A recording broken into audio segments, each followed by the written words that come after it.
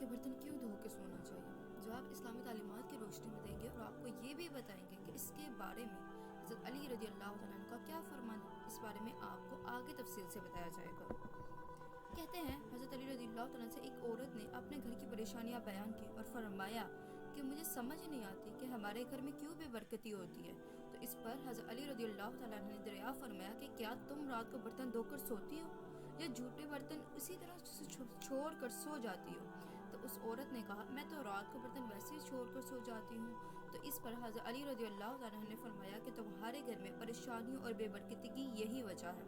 اس لیے رات کو برتن صاف کر کے سویا کرو۔ اس بات سے معلوم ہوا کہ رات کو جھوٹے برتن نہیں چھوڑنے چاہیے، اور اس بارے میں سائنس کا بھی یہی کہنا ہے اگر برتنوں کو زیادہ دیر تک کے لیے گندا چھوڑ دیا جائے تو ان میں نقصان دہ قسم کے بیکٹیریا پیدا ہو سکتے ہیں جو کہ مختلف بیماریوں کا سبب بن سکتے ہیں۔ اور ظاہر سی بات ہے جب برتنوں میں کھانے پینے کی اشیاء ہوں گی تو مختلف زہریلے کیڑے مکوڑوں کا بھی ان میں چلنے پھرنے کا خدشہ ہوتا ہے، اس لیے بہتر ہے کہ رات کے برتن رات کو ہی دھو لیے جائیں۔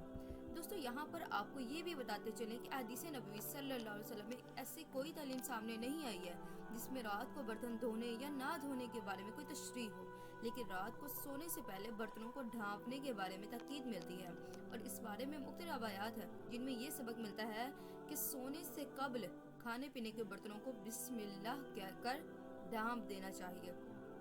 اگر کوئی چیز نہ ملے تو کم از کم ایک لکڑی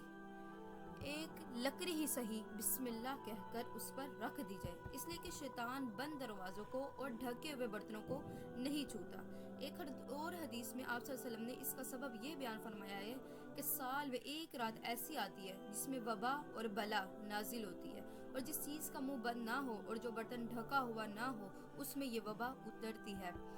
کتنی بڑی حکمت ہے پیارے آقا صلی اللہ علیہ وسلم کی پیاری سنتوں میں، اس لیے ہمیں چاہیے کہ ان سنتوں کو اپنا پکا معمول بنا لیا جائے تاکہ ہم ہر قسم کی مصیبت سے اپنے آپ کو محفوظ رکھ سکیں۔ اللہ سے دعا ہے کہ اللہ ہمیں آقا صلی اللہ علیہ وسلم کی تعلیمات پر، ان کی بتائی ہوئی سنتوں پر عمل کی توفیق عطا فرمائے۔ آمین یا رب العالمین۔